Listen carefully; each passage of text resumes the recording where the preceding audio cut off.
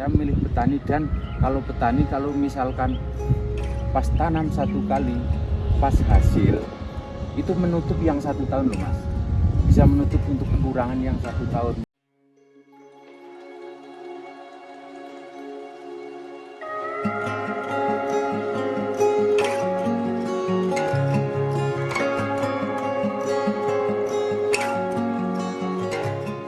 Assalamualaikum warahmatullahi wabarakatuh.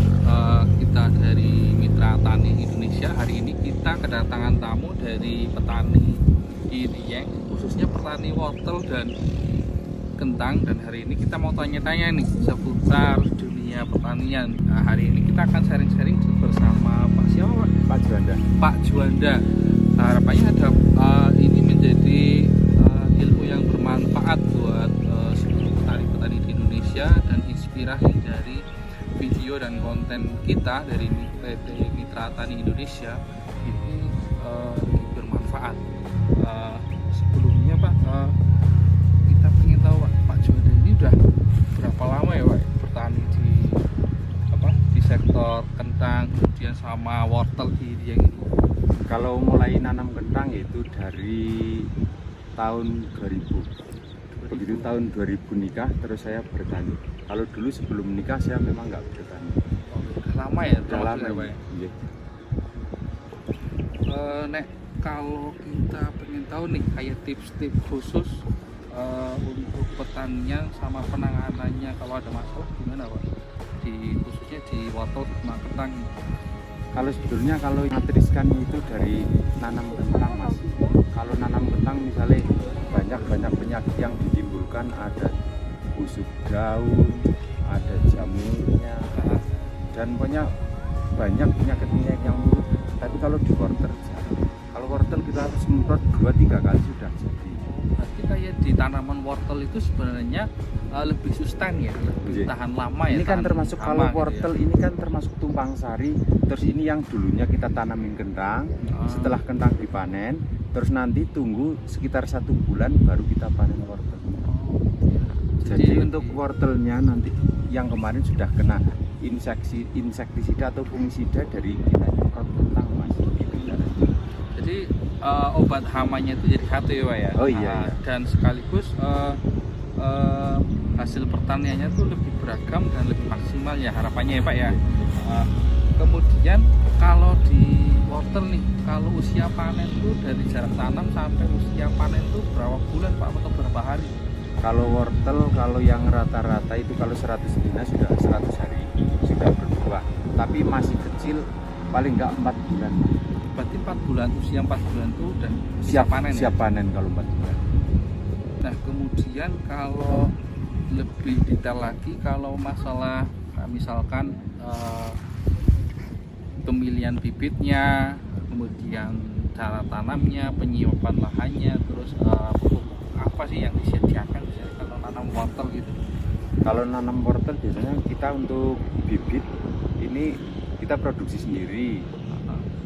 Kalau dulunya ini kan beras tagi. Berarti beras ini tagi dari Medan, terus kita buat bibit sendiri di sini, terus baru kita tanam sendiri. Berarti ini bikin bibit sendiri ya Pak ya? Bikin bibit sendiri.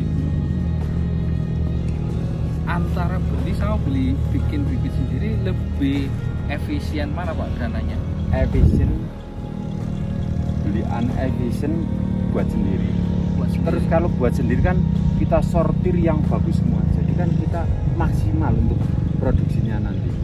Tapi kalau kita beli, misalnya kita beli, kalau di sini kadang kan petani yang membuat biji memproduksi bibitnya kan belum semua bagus loh Mas. Oh iya, belum semua bagus ya Pak ya. Iya, Jadi iya. kalau bikin sendiri itu kesimpulannya lebih efisien, kemudian lebih bagus ya, karena kita secara langsung memilah benih-benihnya secara sendiri gitu iya, ya. Iya, yang super, yang misalkan yang A1 semua.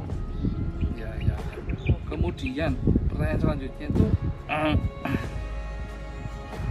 cara memilih wortel yang bagus di pasar, atau lebih tepatnya itu memilah, tadi kan bibit udah nih, wortel sortingnya untuk dijual di pasar gimana Pak?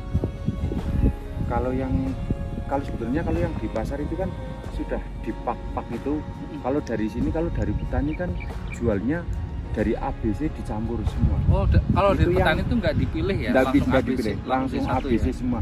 Terus nanti di pengepul tinggal dipak-pak. Kalau boleh tahu nih, nek hasil tanaman wortel dari Pak Juanda ini biasanya per satu wortelnya itu rata-rata berapa on, Pak, beratnya? Biar teman-teman petani itu semuanya tahu nih. Kalau berapa on itu belum pernah saya timbang.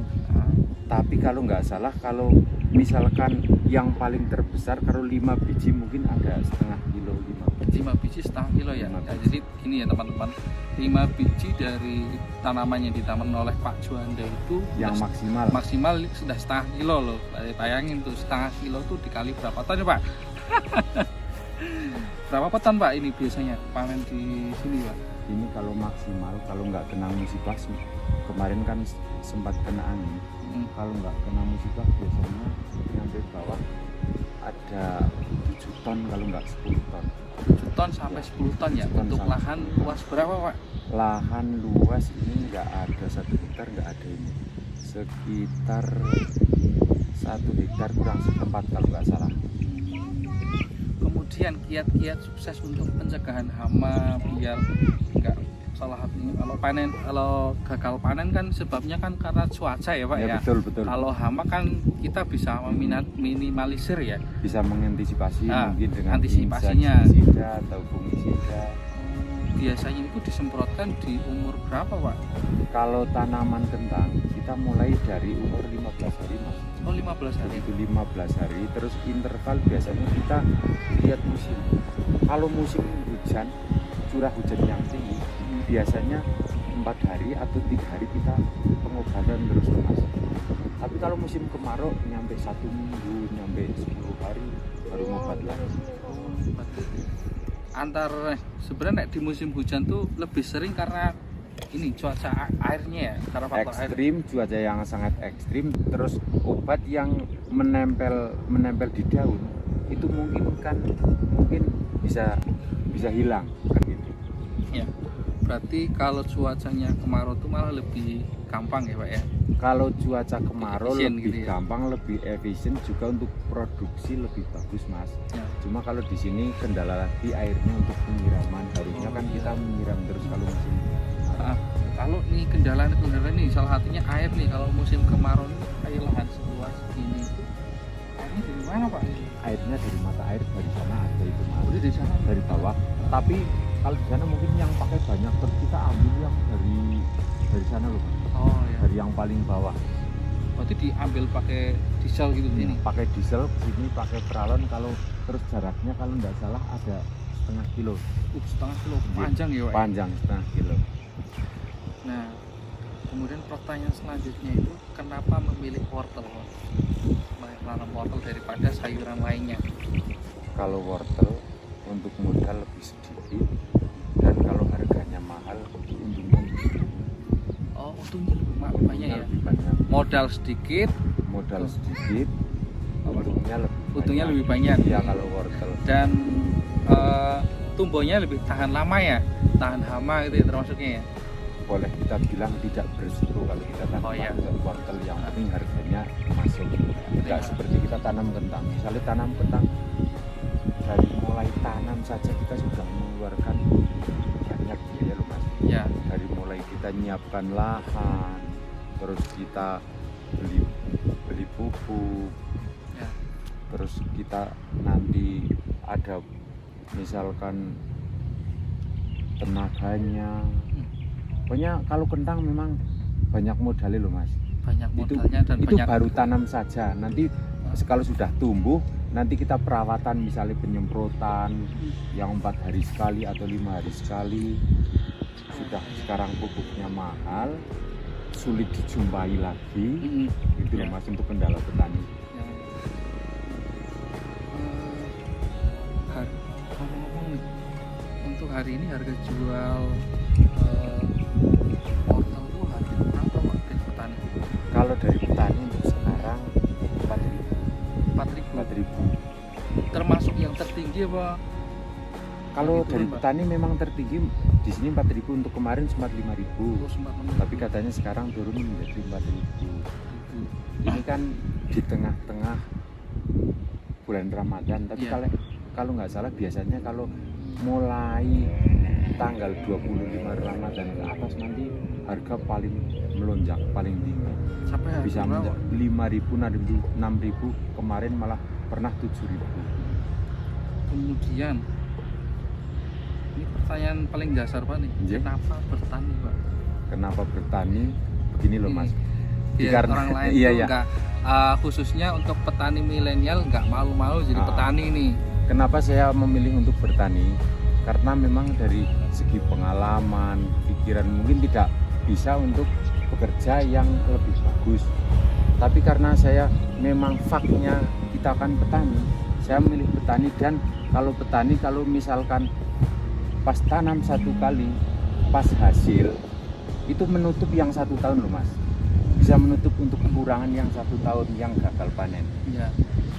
Ya. Jadi gini ya teman-teman semuanya. Jadi kalau bertani itu nggak semuanya petani itu susah ya Pak ya.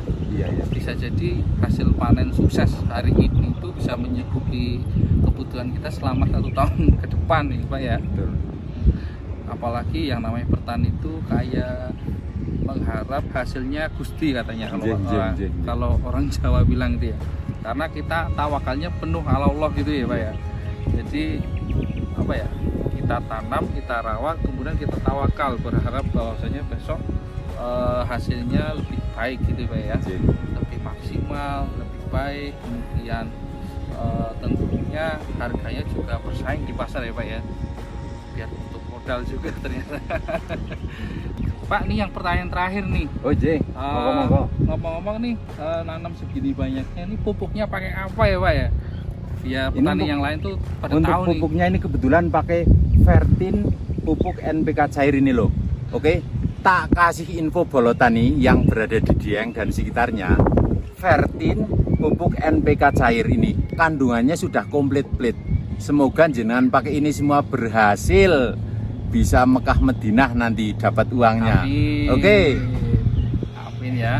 Kemudian selain pakai pupuk Vertin apa lagi Pak? Ini kan untuk yang penyuburnya loh Mas. Penyuburnya. Ini ada lagi satu lagi yang pembuahnya Mas. Oke, ini. Oke, Bolo, satu lagi untuk pembuah. Kita kan tadi sudah pakai penyubur, terus kita pakai pembuah. Kalau cuma di penyubur saja nanti tidak ada buahnya Bolo. Oke, ini dia pembuahnya Dara. Ini Dara merah. Maksudnya botolnya yang merah loh ini. Oke, untuk petani semuanya yang ada di dataran tinggi Dieng, perkenalan untuk Dara, booster umbi dan buah. Makin Oke, banyak siap, buahnya, gaspol yuk petani. Selain itu apa lagi Pak? Lah ini tadi malah lupa ini loh Mas.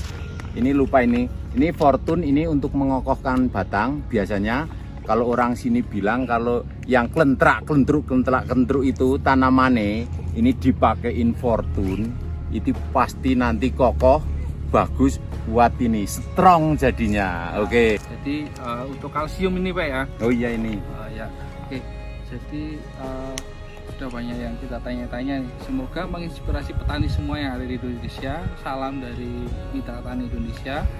Ini terima kasih banyak dengan Pak Juanda sudah pengalaman berbeda dengan kita. Harapannya menjadi mitra tani yang sukses, kemudian Amin. hasilnya bisa membawa manfaat untuk sekitar. Terima kasih Pak.